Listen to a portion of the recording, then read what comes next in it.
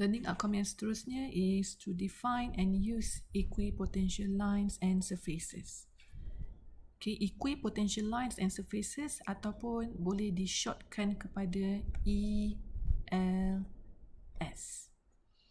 Okay, bagi equipotential lines, gambar dia adalah dalam bentuk secara 2 dimension. Okay, manakala untuk equipotential surfaces, ia adalah dalam bentuk 3 dimension.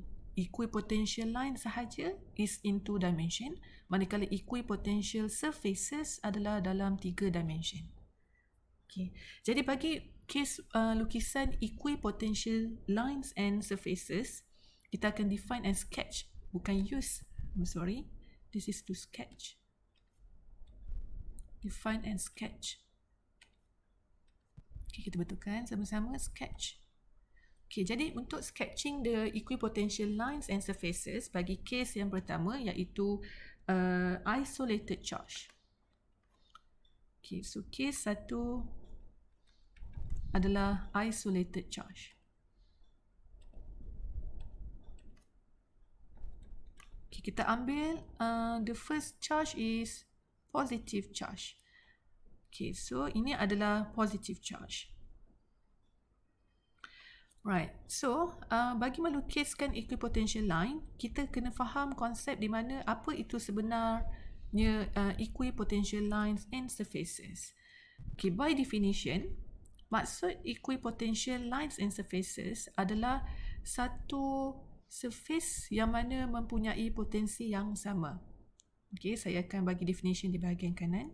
Okay, maksud equipotential lines and surfaces atau short name sebagai ELS adalah satu surfaces ataupun titik, okay, di mana all potential at that same surface are equal. Surface all potential on it ataupun at that surface adalah sama.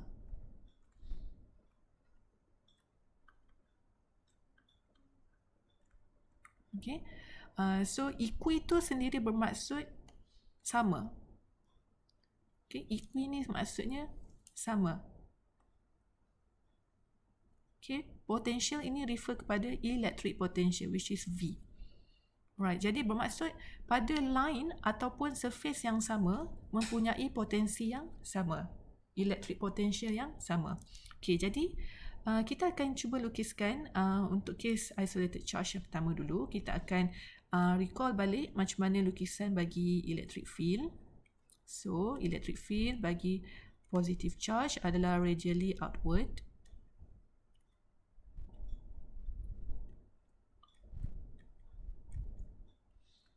Okay, so ini adalah medan elektrik E. Right. So lukisan bagi equipotential lines dahulu. Okay, so kita tengok pada equipotential line dahulu. Dia adalah konsep dia 90 degree from the medan elektrik. 90 degree daripada medan elektrik. Okay, jadi saya gunakan color pen kuning. Okay, katakan kita ambil medan elektrik yang pertama dulu. Okey, di sini. So, kita ambil satu titik. So, ini adalah titik yang pertama, 90 degree daripada medan elektrik. So, now kita ambil medan elektrik yang kedua, 90 degree daripada medan elektrik. Medan elektrik yang ketiga, 90 degree. So, gambar rajah equipotential line tu adalah 90 degree daripada medan elektrik. Okay, so dia sentiasa 90 degree. Okay, dan kalau kita menyambungkan line-line tersebut yang secara 90 degree from the medan elektrik, kita akan dapati bentuk equipotential line, kita menyambungkan mereka, kita akan dapati bentuk equipotential line bagi isolated charge adalah circle. Okay. So kita nampak, kalau lukisannya adalah lebih cantik, kita akan nampak bentuknya adalah bentuk circle. Okay. So equipotential line berbentuk circle untuk case yang pertama bagi isolated charge. Okay, equipotential line. Okay, bentuk dia adalah secara 2 dimension adalah secara circle. Okay. Dan kalau kita nak melukiskan equipotential line untuk point yang seterusnya yang lebih jauh sedikit daripada point charge yang pertama tadi, so ni adalah ELS1.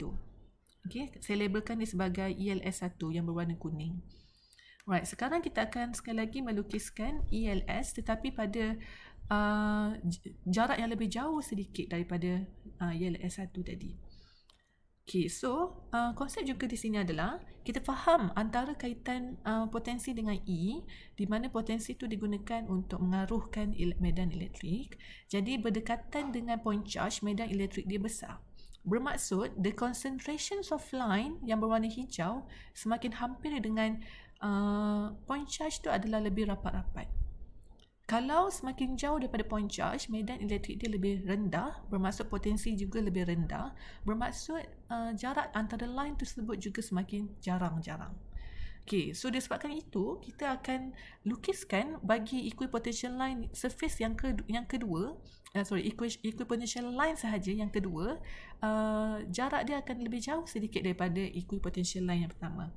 Alright, so untuk surface yang kedua juga 90 degree from the medan elektrik, tetapi jarak dia adalah lebih jauh sedikit.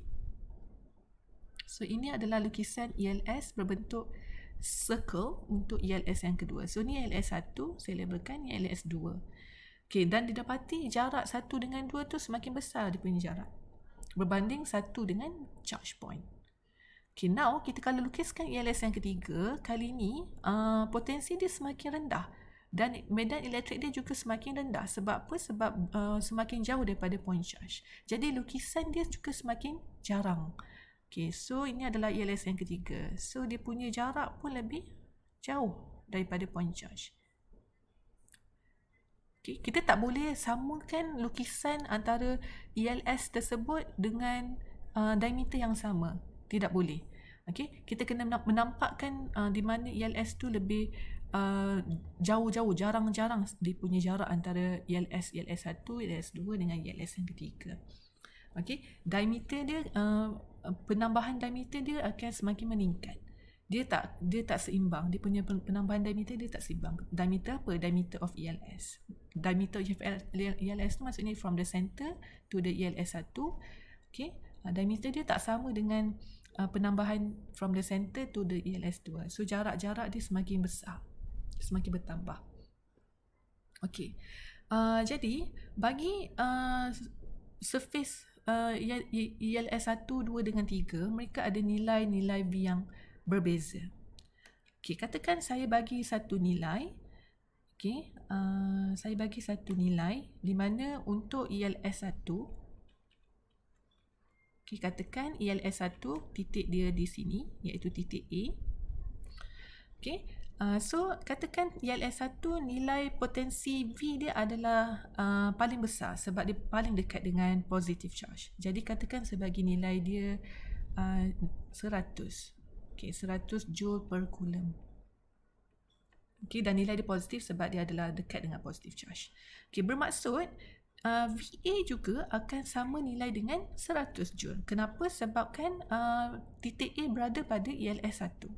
Okay, now saya ambil titik 2, titik B. Okay, titik B juga didapati berada pada ELS1, surface line yang sama. Okay, bermaksud VB juga adalah nilai dia 100 joule. Okay, dan sekarang saya ambil titik C, katakan secara random saja, titik C di sini. Titik C juga didapati berada pada ELS1. Okay, iaitu jarak daripada center kepada titik C itu adalah sama je dengan jarak pada center to B, jarak from the center to A. Bermaksud ABC itu berada pada surface yang sama, menunjukkan potensi masing-masing adalah bernilai 100 joule per coulomb. Okay, tetapi kalau saya ambil titik D di sini, sekarang ini adalah titik D. Titik D didapati adalah berada pada surface yang berbeza. Okay, dan jarak D kepada center pun lebih besar berbanding center to C, center to B dengan center to A. Bermaksud potensi dekat D adalah tak sama nilai dengan potensi dekat ABC. Okay, jadi potensi dekat D sekarang berada pada surface yang kedua. So bermaksud ELS2 tu akan nilai yang berbeza daripada ELS1. Okay, So bila mana ELS2 tu jarak dia lebih besar, lebih tinggi, bermaksud V dia adalah lebih kecil. Kenapa? Sebab lebih jauh daripada charge. So daripada 100, katakanlah nilai surface yang kedua tu adalah 80, contoh. Okay, bermaksud kat sini potensi dekat D juga adalah sebagai 80. Okay. Dan katakan saya ambil secara random juga pada titik E. E ni sekarang berada pada surface yang ketiga. Okay, jadi menunjukkan potensi dekat E juga adalah berbeza. Okay. So untuk ELS3, surface tersebut paling jauh daripada charge, bermaksud potensi dia paling rendah. Katakan saya ambil nilai dia 50. Random sahaja ambil nilai. Kita ambil nilai yang lebih kecil. Okay. So maksudnya potensi dekat E adalah 50. Okay, so katakan ini adalah nilai dan titik-titik yang ada. Jadi kita boleh katakan di sini VA sama nilai dengan VB sama nilai dengan VC, iaitu sebanyak 100 Joule per Coulomb. Okay, manakala VD adalah pada ELS2 yang mana nilai dia adalah 80. Okay, dan VE adalah pada ELS yang ketiga iaitu 50 Joule per Coulomb. Okay, so inilah maksud bagi equipotential line, yang mana titik-titik pada surface equipotential line yang sama mempunyai nilai potensi yang sama. Okay, the same potential.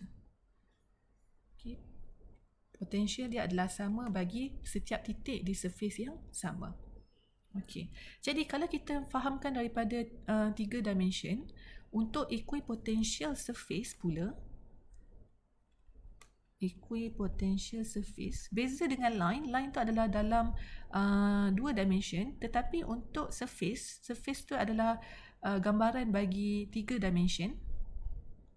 Circle itu akan menyebabkan bentuk secara 3 dimension adalah secara sphere. Okay, so ini adalah konsep asas bagi bentuk equipotential line and surfaces bagi isolated charge, yang mana circle bagi line dan sphere bagi surface. Okay, dan kalau kita ambil lagi konsep untuk work, okay, selepas ni kita akan belajar tentang work. Apa berkaitan dengan work dan juga potensi? Okay, jadi kat sini didapati, katakan saya ambil work tu adalah kerja.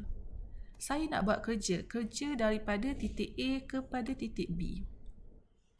Okay, so maksudnya kita ada satu charge yang lain. Katakan saya ambil a test charge. Ini adalah berwarna purple.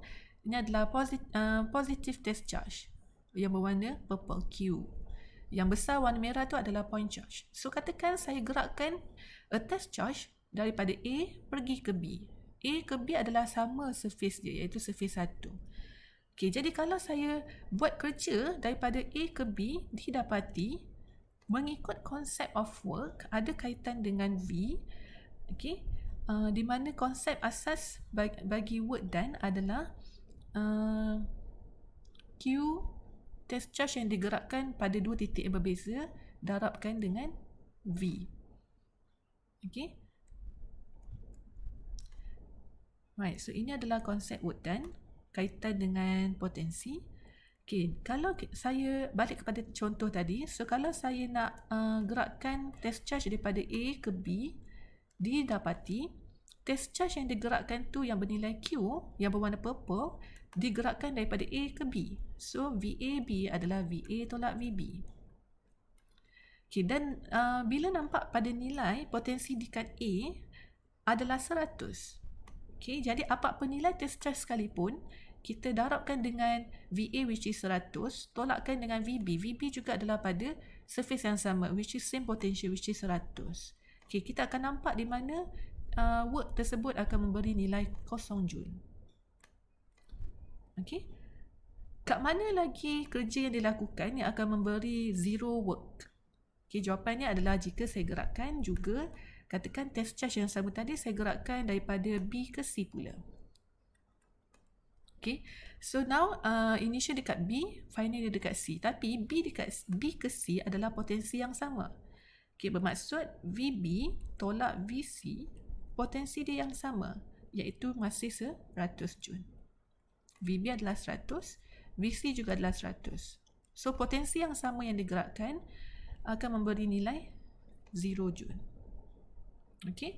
Dan yang terakhir, katakan saya gerakkan juga work done A ke C pun sama sahaja. So, kalau saya gerakkan work done, nak gerakkan test charge daripada point A ke point C, masih konsep yang sama. Q ni adalah test charge yang digerakkan, darabkan dengan hasil tolak dua potensi, iaitu BA dengan BC. Didapati juga potensi A dengan C, potensi A dengan potensi C adalah sama nilai, iaitu 100 dengan 100. Juga akan memberi 0 Joule. Maksudnya tiada kerja pun kita akan lakukan untuk gerakkan test charge pada surface yang sama. Tetapi, jika saya gerakkan test charge tersebut daripada titik A, katakan pergi ke titik D. Okey, contoh, saya ambil titik A, pergi ke titik D. Okey, A ke D. So now, didapati, bila masuk dalam rumus sekali lagi, test charge yang digerakkan, darabkan dengan hasil tolak dua potensi, VA dengan BD. Didapati, potensi tersebut tak sama nilai. Okay, Q tu adalah satu nilai charge apa-apa nilai dalam soalan, dan VA tu adalah 100. Dan VD tu bukan 100, sebab potensi pada surface yang lain. So, dalam kes ni, VD tu adalah 80. Okay, bermaksud, nilai dia bukan lagi kosong. Okay, dia adalah satu nilai kerja, dia bukan lagi nilai kosong Joule. Okay. Sama juga kalau saya ambil daripada contoh, saya ambil test charge tu daripada titik D pergi ke titik E, juga menunjukkan surface yang berbeza, yang mana potensi dekat D adalah 80, potensi dekat E adalah 50. So, kalau kita tolakkan mereka, tak dapat kosong. Bermaksud, work done untuk gerakan D ke E juga tidak akan memberi nilai 0 Joule. Okay. So, kesimpulan dekat sini yang kita nampak adalah kerja yang dilakukan untuk menggerakkan test charge pada surface yang sama adalah 0 Joule. Tak perlukan kerja pun. Okay. Macam effortless. Tiada usaha pun untuk gerakkan test charge pada surface yang sama. Dia akan bergerak dengan sendiri. Tetapi kalau kita nak gerakkan test charge pada dua surface yang berbeza, dia akan memberi nilai kerja. Okey, bergantung kepada dua potensi tersebut, semakin besar perbezaan potensi tersebut, semakin besar kerja yang kita perlukan untuk gerakkan mereka. Okey, dan semakin kecil perbezaan dua potensi tersebut, semakin kecil kerja yang kita perlukan untuk gerakkan mereka. Okey, ini adalah konsep kes yang pertama bagi isolated charge. Okay, dan konsep yang terakhir, yang kedua untuk uniform electric field. Okay, kes yang kedua adalah lukisan ELS untuk uniform electric field. Okay, so sekarang kena faham dahulu kat mana terhasil uniform electric field. Kebiasaan uniform electric field ni terhasil daripada dua plates yang berbeza charge. Okay, katakan saya ada satu plate, maksudnya charge tu bukan a single charge, tetapi dia dah accumulate, dia dah berkumpul pada satu plate. Okay, katakan plate ini adalah ada banyak positive charge. So, dalam plate ni adalah positif, semua nilai dia adalah positive charge. Plate yang bernilai positif. Okay, manakala untuk kita hasilkan medan elektrik, perlulah satu lagi plate yang bernilai negatif charge supaya medan elektrik tersebut boleh mengalir. Okay, ini adalah negative charge plate. Okay, so dalam plate negatif ni semua adalah negative plate, yang mana untuk positif Q dia ada nilai satu potensi positif, dan negatif Q dia ada satu nilai negatif Q. Okay, jadi kat sini akan terhasillah medan elektrik, di mana medan elektrik mengalir daripada higher potential to lower potential. So, which mean daripada positif ke negatif. Okay, so they just go straight line. Okay, lukisan dia just going in a straight line. Okay, dan ketebalan jarak mereka adalah sama sahaja. Okay, jarak antara medan elektrik tu adalah sama. Kenapa? Sebab bentuk plates tersebut adalah secara rectangle. Berbeza sedikit dengan sphere. Kalau sphere bagi isolated charge, circle and the sphere tu menunjukkan ketebalan dia berbeza mengikut ELS. Okay, so kat sini kalau saya cuba labelkan manakah ELS tersebut, okay, di mana berdekatan dengan positive plate, okay, 90 degree dengan medan elektrik. So kita lakarkan ini adalah sebenarnya warna hijau is medan elektrik E yang bergerak from high to low potential. Okay, jadi ELS tu adalah 90 degree from the medan elektrik. Okay, jadi katakan saya ambil titik di sini. Okay, so ni adalah ELS 1. Okay, sambung dengan ELS 2. Sambung dengan ELS 3. Sambungkan dengan medan elektrik 1, medan elektrik 2, medan elektrik 3, medan elektrik 4, elektrik 5, elektrik 6, elektrik 7, elektrik 8, elektrik 9. Okay, so now kalau kita sambungkan mereka, kita akan nampak di mana ELS tersebut untuk equipotential line adalah berbentuk straight line. Okay, so ni adalah ELS 1. Sama juga kalau kita cari ELS yang kedua, ini juga adalah ELS sambungan secara 90 degree dengan E. Ini ELS 2, ini adalah ELS 3, ini ELS 4. Sebenarnya banyak lagi ELS, tapi saya bagi contoh 4 sahaja ELS. Okay, jadi konsep bagi equipotential line secara 2 dimension untuk case uniform electric field. Uniform tu sendiri menunjukkan seimbang, bermaksud jarak E ni yang dilukis line hijau dengan line hijau yang kedua sama saja dengan jarak daripada line yang kedua hijau dengan line yang ketiga hijau. So itu maksud uniform electric field. Okay, jadi untuk 2 dimension equipotential line, okay, warna yang berwarna kuning itu adalah equipotential lines, yang mana dia memberi bentuk secara bukan circle tapi dia adalah straight line. Tetapi kalau kita gambarkan dalam 3 dimension, gambaran dalam 3 dimension iaitu equipotential surface, straight line tersebut secara 3 dimension bergantung kepada bentuk plate, positive and negative plate tadi. Okay, kita akan dapat dia macam satu rectangle.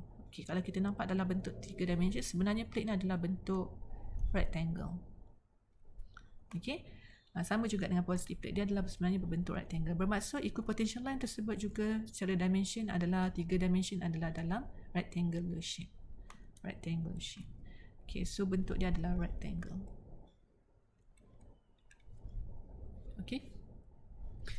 Okay, dan sama seperti konsep seperti isolated charge, jika kita ambil beberapa titik, titik A, titik B pada surface 1 berbanding dengan titik C pada surface 2, ambil random ni titik D pada surface 3 dan titik E pada surface 4, contoh saja. Okay, bermaksud work done untuk gerakan satu test charge from A to B adalah 0. Kenapa? Sebab potensi A dengan B adalah sama. Okay, work AB adalah 0 joule. Okay, katakan saya ambil work A ke C, dia potensi yang berbeza, so tak akan memberi 0 joule. Mana lagi? Contoh lagi, work A ke E pun tak akan memberi 0 joule. Ini adalah contoh